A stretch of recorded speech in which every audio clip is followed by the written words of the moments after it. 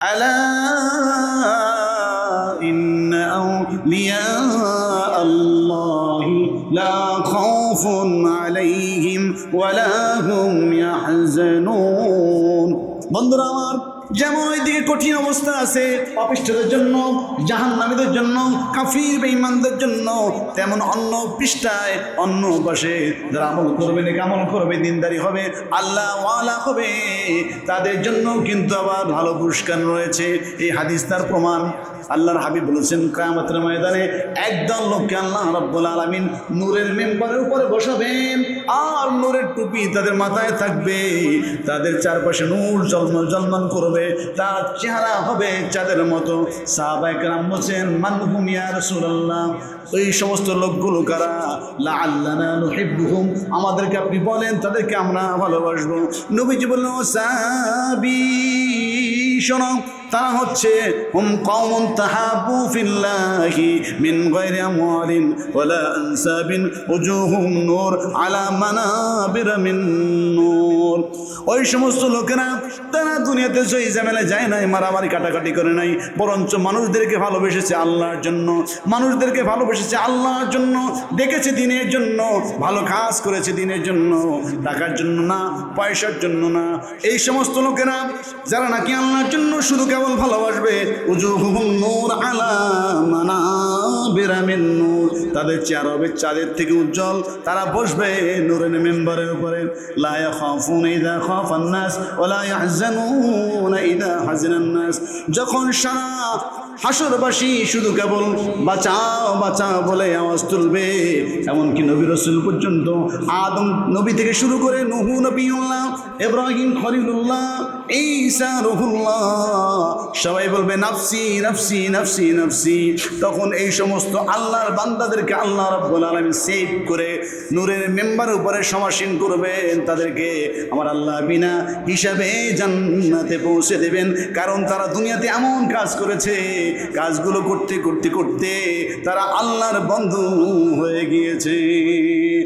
রাসূলুল্লাহ সাল্লাল্লাহু আলাইহি ওয়া আলিহি ওয়াসাল্লাম, سبعة يظلهم الله في ظله يوم لا ظل إلا ظله، إمام عادل وشاب نشا في عبادة الله، ورجل قلبه معلق بالمساجد، وفي رواية في المساجد، ورجلان محبا في الله اجتمعا عليه وتفرقا عليه، ورجل ذكر الله خاليا ففادت عيناه، ورجل دعته امرأة ذات حسب ومنسب، وفي رواية ورجل دعته امرأة ذات حسب وجمال فقال إني أخاف الله رب العالمين، ورجل تصدق بصدقة حتى لا تعلم شماله ما تتصدق بيمينه، رواه البخاري ومسلم أو كما قال عليه الصلاة والسلام।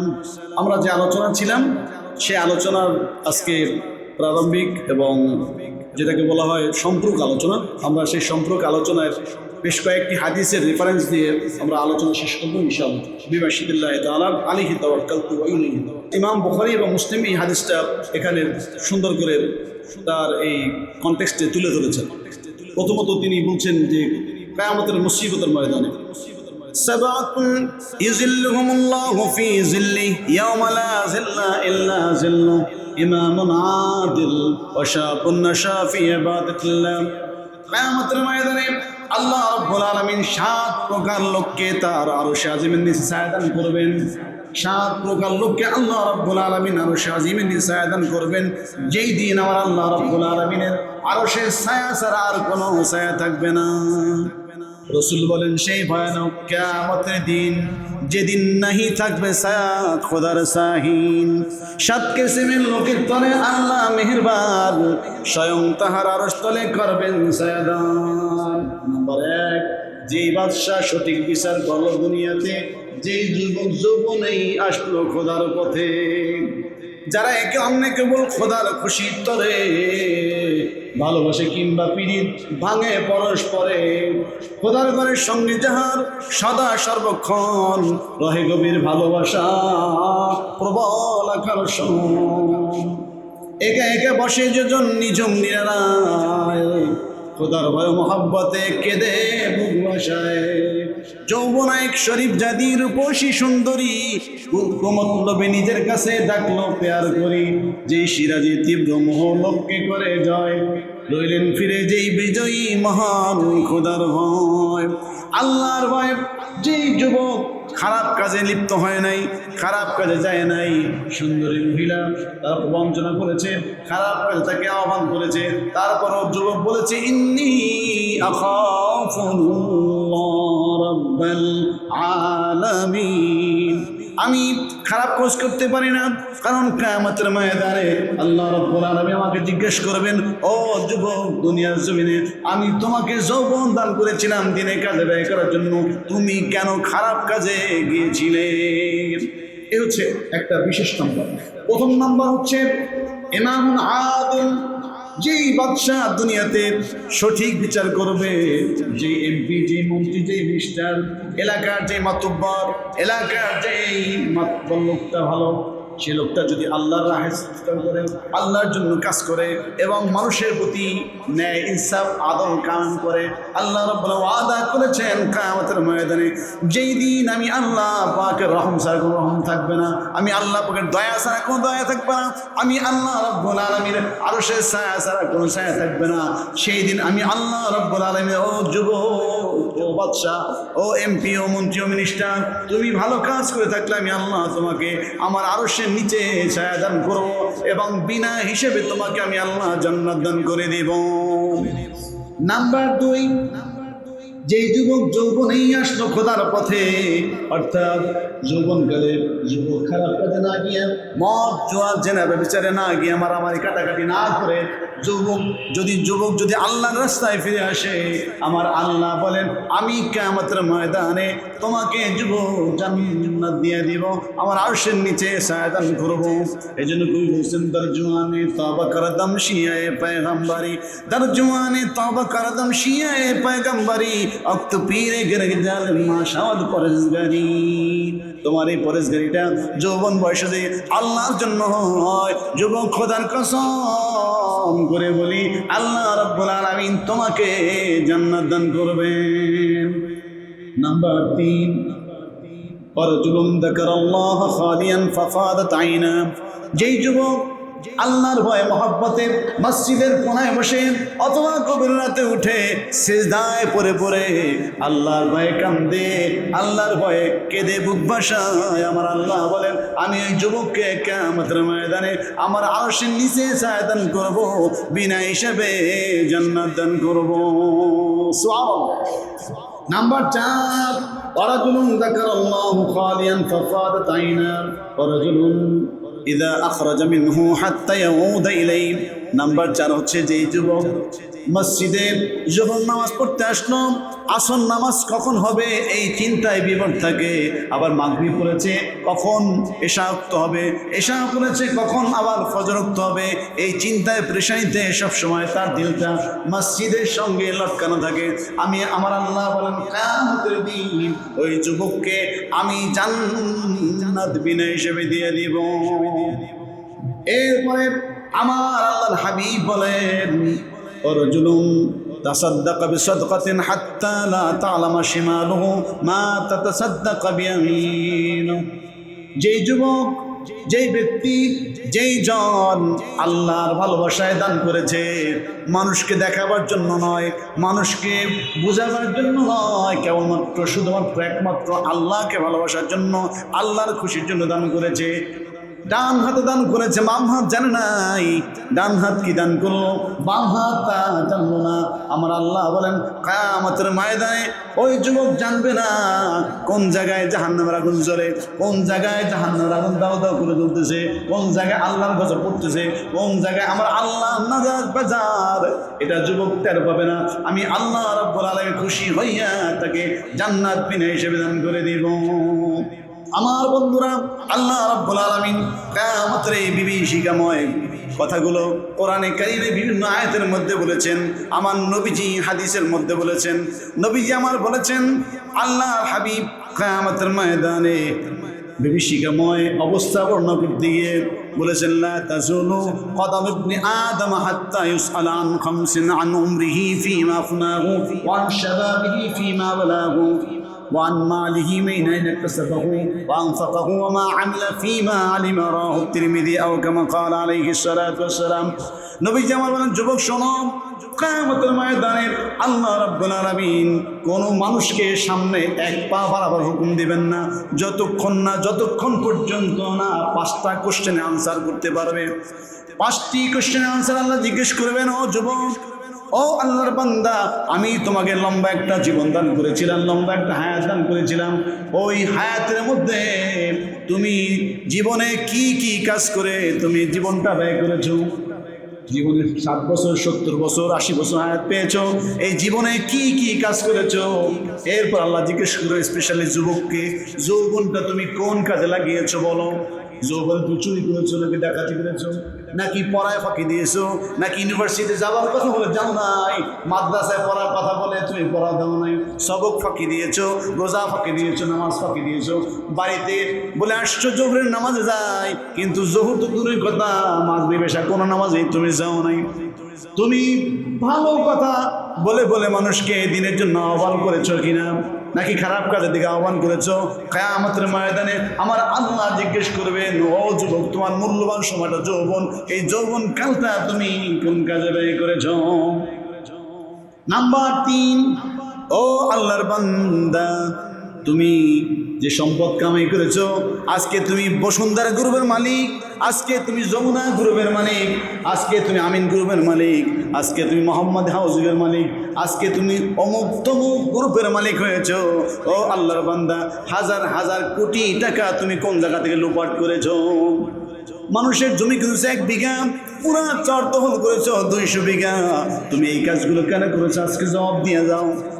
এরপরে তুমি অনেক টাকা ইনকাম করেছো, তারপর তুমি আয়ের বছর তুমি কনসার্ট আয়োজন করেছো, এরপরে বিভিন্ন জায়গায় যাত্রা পালায় তুমি গিয়েছো, সিনেমা করেছো, বায়োস্কোপ থিয়েটার দিয়েছো, মদ জুয়া ইত্যাদি তুমি করেছো।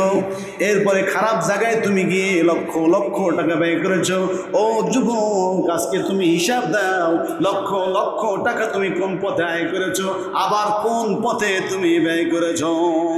নাম্বার 5, আল্লাহর হাবিব বলেন 5 নম্বরে জিজ্ঞেস করবো হবে, তুমি যা জ্ঞান অর্জন করেছো সে অনুযায়ী তুমি কতটুকু আমল করতে পেরেছো?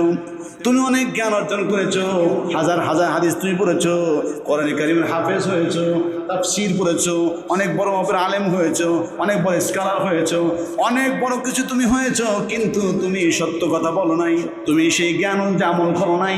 তুমি সুদ খেয়েছো, ঘুষ খেয়েছো, মদ খেয়েছো, জেনা করেছো, ব্যভিচার করেছো। আজকে তুমি হিসাব দিয়ে যাও, তুমি যা অর্জন করেছিলে জ্ঞান, সেই জ্ঞান অনুযায়ী তুমি কতটুকু আমল করতে পেরেছো? এই 5টি কোশ্চেনের আনসার যে ব্যক্তি দিতে পারবে তার জন্য আল্লাহ জান্নাত, যে ব্যক্তি দিতে না পারবে তাকে আল্লাহ রাব্বুল আলামিন জাহান্নামে নিয়ে যাবেন। আমার আল্লাহ বলবেন, খুযুহু ফাগুল্লু সুম্মাল জাহিমা সাল্লু সুম্মা ফি সিলসিলাতিন যারউহা 70 যিরাআন ফাসলুকু। সুতরাং প্রত্যেক ব্যক্তিকে স্মরণ রাখতে হবে, আমার আল্লাহ রাব্বুল আলামিন কিয়ামতের ময়দানে কঠিন মুসিবতের দিনে কোনো বান্দাকে ছাড় দেবেন না যতক্ষণ পর্যন্ত না আমার আল্লাহ রাব্বুল আলামিনের 5টা কোশ্চেনের অ্যান্সার দিতে পারবে। বন্ধুরা আমার, এই কঠিন মুহূর্তে যারা দুনিয়াতে ভালো কাজ করবে, আমার আল্লাহর হাবিব বলেন কিয়ামতের ময়দানে আল্লাহ তাদেরকে কি পরিমাণ সম্মান দান করবেন তা আপনারা শুনে আশ্চর্য হয়ে যাবেন। আমার নবীজি বলেছেন, ইন্না মিন ইবাদাল্লাহি ইবাদান ইয়াকবিতুহুমুল আম্বিয়া ওয়াশ শুহাদা। কিলা মান হুম ইয়া রাসূলুল্লাহ, কিলা মান হুম ইয়া রাসূলুল্লাহ, লাআল্লানা নুহিব্বুহুম, হুম কওমুন তাহাব্বু ফিল্লাহি মিন গায়রি আমওয়ালিন ওয়ালা আনসাবিন, উজুহুহুম নূর আলা মানাবির মিন নূর, লা ইয়াখাফুনা ইযা খাফান নাস ওয়ালা ইয়াহজানুনা ইযা হাজিনান নাস। ثم قرأ النبي صلى الله عليه وآله وسلم ألا إن أولياء الله لا خوف عليهم ولا هم يحزنون। বন্ধুরা আমার, যেমন ওইদিকে কঠিন অবস্থা আছে অপিষ্টদের জন্য, জাহান্নামীদের জন্য, কাফির বেঈমানদের জন্য, তেমন অন্য পৃষ্ঠায় অন্য পাশে যারা আমল করবে, নেক আমল করবে, দিনদারি হবে, আল্লাহ ওয়ালা হবে, তাদের জন্য কিন্তু আবার ভালো পুরস্কার রয়েছে। এই হাদিস তার প্রমাণ। আল্লাহর হাবিব বলেছেন কিয়ামতের ময়দানে একদল লোককে আল্লাহ রাব্বুল আলামিন নূরের মেম্বারের উপরে বসাবেন, আর নূরের টুপি তাদের মাথায় থাকবে, তাদের চারপাশে নূর ঝলমল ঝলমল করবে, তার চেহারা হবে চাঁদের মতো। সাহাবায়ে কেরাম বলেন মান হুম ইয়া রাসূলুল্লাহ, ওই সমস্ত লোকগুলো কারা? লাআল্লানা নুহিব্বুহুম, আমাদেরকে আপনি বলেন তাদেরকে আমরা ভালোবাসবো। নবীজি বললেন ও সাহাবী শোনো, তারা হচ্ছে হুম কওমুন তাহাবু ফিল্লাহি মিন গায়রি আমওয়ালিন ওয়ালা আনসাবিন উজুহুম নূর আলা মানাবির মিন নূর। ওই সমস্ত লোকেরা তারা দুনিয়াতে জয় ঝামেলা যায় নাই, মারামারি কাটাকাটি করে নাই, বরঞ্চ মানুষদেরকে ভালোবেসেছে আল্লাহর জন্য, মানুষদেরকে ভালোবেসেছে আল্লাহর জন্য, ডেকেছে দিনের জন্য, ভালো কাজ করেছে দিনের জন্য, টাকার জন্য না, পয়সার জন্য না। এই সমস্ত লোকেরা যারা নাকি আল্লাহর জন্য শুধু কেবল ভালোবাসবে, উজুহুম নূর আলা মানাবির মিন নূর, তাদের চেহারা হবে চাঁদের থেকে উজ্জ্বল, তারা বসবে নূরের মেম্বারের উপরে। লা ইয়াখাফুনা ইযা খাফান নাস ওয়া লা ইয়াহজানুনা ইযা হাজানান নাস, যখন সারা হাসরবাসী শুধু কেবল বাঁচাও বাঁচাও বলে আওয়াজ তুলবে, এমনকি নবী রাসূল পর্যন্ত, আদম নবী থেকে শুরু করে নূহ নবিয়ুল্লাহ, ইব্রাহিম খলিলুল্লাহ, ঈসা রূহুল্লাহ, সবাই বলবে নাফসি নাফসি নাফসি নাফসি। তখন এই সমস্ত আল্লাহর বান্দাদেরকে আল্লাহ রাব্বুল আলামিন সেভ করে নূরের মেম্বারের উপরে সমাসীন করবেন, তাদেরকে আমার আল্লাহ বিনা হিসাবে জান্নাতে পৌঁছে দেবেন। কারণ তারা দুনিয়াতে এমন কাজ করেছে, কাজগুলো করতে করতে করতে তারা আল্লাহর বন্ধু হয়ে গিয়েছে। আমার আল্লাহ বলছেন আলা ইন্না আউলিয়া আল্লাহ লা খাউফুন আলাইহিম ওয়া লা হুম ইয়াহজানুন আল্লাযীনা আমানু ওয়া কানু ইয়াত্তাকুন। ওই সমস্ত লোকদের ভয় নাই, চিন্তা নেই, পেরেশানি নাই, যারা দুনিয়াতে আল্লাহর হুকুম মেনেছে, আল্লাহর হুকুম মানতে মানতে আল্লাহ পাকের প্রিয় বান্দা হয়ে গেছে, আল্লাহর বন্ধু হয়ে গেছে, আউলিয়া হয়ে গেছে, তাদের দুনিয়াতে ভয় নাই, মরণও ভয় নাই, মরণের পরেও কোনো ডর চিন্তা কিছুই নাই, কারণ আমি আল্লাহ ওদেরকে আমার বন্ধুত্ব দান করে দিয়েছি। বন্ধুরা আমার, নবীজি আমার কিয়ামতের ময়দানের বিভীষিকাময় অবস্থা আরেকটু পরিষ্কার করার জন্য অন্য একটি হাদিসের মধ্যে বলেন, যে হাদিস ছাড়া হযরত আনাস ইবনে মালিক রাদিয়াল্লাহু তাআলা বলছেন সালা রাজুলুন ইলান নবী সাল্লাল্লাহু আলাইহি সাল্লাতু ওয়াসসালাম, আল্লাহর হাবিবের কাছে একজন লোক আসলো, এসে প্রশ্ন করলো মাতাস সাআ ইয়া রাসূলুল্লাহ, আল্লাহর হাবিব বলবেন কি কিয়ামত কবে হবে? আমার নবীজি বললেন ওয়াইলাকা ওয়া মা আ'দাত্তা লাহা, ও সাহাবী তুমি কি বেশি আমল করে ফেলেছো নাকি? কিয়ামত তোমার এত জরুরি দরকার কেন? কিয়ামতের জন্য তুমি তাড়াহুড়া করছো কেন? তুমি কি করেছো? এবার সাহাবী নরম হয়ে গেছে, বলছে মা আ'দাত্তু লাহা ইয়া রাসূলুল্লাহ ইল্লা আন্নী উহিব্বুল্লাহ ওয়া রাসূলা, আমার তেমন কোনো আমল নাই, বেশি নামাজ, বেশি রোজা, হজ, যাকাত কোনোটি আমার বেশি নাই, আমার সামান্য একটু আমল আছে, সেই আমলটা হচ্ছে আমি আমার জীবনের থেকে বেশি আল্লাহ এবং রাসূলকে ভালোবাসি। অন্য হাদিসে আমার রাসূল বলেছেন লা ইউমিনু আহাদুকুম হাত্তা আকুনা আহাব্বা ইলাইহি মিন ওয়ালিদিহি ওয়া ওয়ালাদিহি ওয়ান নাসি আজমাইন, ততক্ষণ পর্যন্ত ওমর, ওসমান, খালিদ, আবু বকর তোমরা কেউই কিন্তু খাঁটি মুসলমান হতে পারবে না। কিয়ামত পর্যন্ত যত মুসলমান আসবে, তুমি যত ইমানদারি হও, যতই নামাজ পড়ো, যতই রোজা করো, যতই হজ, যতই যাকাত তুমি দাও, তুমি খাঁটি মুসলমান ততক্ষণ পর্যন্ত হতে পারবে না যতক্ষণ পর্যন্ত আমি রাসূল, আমার আল্লাহ এবং আমি রাসূল তোমার জীবনের সব কিছুর বিনিময় সবচেয়ে বেশি প্রিয় হতে না পারবো। এক কথায় জীবনের সব কিছুর থেকে বেশি ভালোবাসতে হবে, বেশি প্রায়োরিটি দিতে হবে, বেশি মর্যাদা দিতে হবে, বেশি ভালোবাসতে হবে আল্লাহ এবং তার রাসূল। আল্লাহ এবং তার রাসূলকে সবচেয়ে বেশি ভালোবাসতে হবে জীবনের সকল কিছুর বিনিময়ে। মা বলছে, বাবা বলছে, নেতা বলছে এই কাজ করা যাবে না, কিন্তু আমার আল্লাহ বলছেন করতেই হবে। আমার মায়ের কথা মানা যাবে না, বাবার কথা মানা যাবে না, নেতার কথা মানা যাবে না, শুধু মানতে হবে কার কথা? আল্লাহর কথা। সুতরাং আল্লাহর কথা মানবে যে কিয়ামতের ময়দানে বিনা হিসেবে জান্নাত পাবে, সে কোনো সন্দেহ নেই। নবীজি আমার কিয়ামতের ময়দানের এই বিভীষিকাময় কথাটাকে আরো সুন্দর করে বুঝাতে গিয়ে আমার আল্লাহর হাবিব আরো সুন্দর করে একটি হাদিসের মধ্যে উল্লেখ করেছেন, কিয়ামতের ময়দানে কিছু লোক থাকবে পেরেশানিতে, আবার কিছু লোক থাকবে আনন্দে উদ্বেলিত। তাদের কথা বলেছেন নবীজি একটি হাদিসের মধ্যে, ইন্নাল জান্নাতা তাশতাকু বিখামসিনা ফারিন তারিকুল কোরআন হাফিজুল লিসান মুতইমুল জিয়ান মুকসিল উরিয়ান ওয়া মান সাল্লা আলা হাবিবির রহমান। কিয়ামতের ময়দানে একদল লোক পেরেশানি থাকবে, আমল নামার ডান হাতে পাই নাকি বাম হাতে পাই, পলসিরাত পার হতে পারি কি না পারি, মিজানের পাল্লায় আমার সব বেশি হয় নাকি গুনাহ বেশি হয়, নাকি আমার হাত করা হাতে লেগে গিয়ে জাহান্নামে পড়ে যায়, কোনটা? আর একদল লোক আল্লাহ পাকের পক্ষ থেকে তাদেরকে ঘোষণা করা হবে, ও আল্লাহর বান্দারা যারা নাকি দুনিয়ার ময়দানে কোরআনে কারীমে তেলাওয়াত করেছো, তালিমুল কোরআন, কোরআনে কারীমে তেলাওয়াত করেছো, অন্যকে তেলাওয়াত করিয়েছো, শিখিয়েছো, আমি আল্লাহ রাব্বুল আলামিন আজকে এই কঠিন ময়দানে তোমার জন্য জান্নাতটা ওয়াজিব করে দিলাম। আপনি যেই জিনিসের পাগল, আরেকটা লোক এমন যোগ্যতা অর্জন করেছে ওই জিনিসটা তার পাগল। জান্নাতের জন্য আপনি আমি পাগল হয়ে যাই, কিয়ামতের ময়দানে যারা এই গুণগুলো অর্জন করবে জান্নাত তাদেরকে পাওয়ার জন্য পাগল হয়ে যাবে। সুতরাং বন্ধুরা আমার, অবশ্যই এই 5টা গুণ যদি আপনি আমি অর্জন করতে পারি, কিয়ামতের ময়দানে জান্নাত আমাদেরকে নেওয়ার জন্য, তার ভিতরে স্থান দেওয়ার জন্য, আমাদের পর সংস্পর্শ পাওয়ার জন্য, আল্লাহর বান্দাকে জান্নাত পাওয়ার জন্য পাগল পাগল হয়ে যাবে। নাম্বার 1 কোনটা? তালিমুল কোরআন। আল্লাহর হাবিব বলেছেন, মান ক্বারাআল কোরআনা ফাস্তাযহারাহু ফাহাল্লা হালালাহু ওয়া হারামা হারামাহু আদখালাহুল্লাহুল জান্নাহ। এরকম একটা দুইটা হাদিস নয়, অসংখ্য হাদিস আছে বুখারী, মুসলিম, আবু দাউদ, নাসাঈ, তিরমিজিতে। খায়রুকুম মান তাআল্লামাল কোরআন ওয়া আল্লামা। নাম্বার 2 তালিমুল কোরআন ওয়া হাফিজুল লিসান। জবানটাকে হেফাজত করতে হবে, যা ইচ্ছে তাই বলা যাবে না, মুনাফিকি করা যাবে না, ওয়াদা বরখেলাপ করা যাবে না, মিথ্যা বলা যাবে না, ধোঁকাবাজি করা যাবে না, জবান দিয়ে বিড়ি সিগারেট খাওয়া যাবে না, মদ খাওয়া যাবে না, খারাপ কথা বলা যাবে না, খারাপ জায়গায় যাওয়া যাবে না, ভালো কথা বলতে হবে, কারণ এই জবানে যা বলবে কিয়ামতের ময়দানে তোমাকে আল্লাহ রাব্বুল আলামিন সেই অনুযায়ী বিচার করবেন।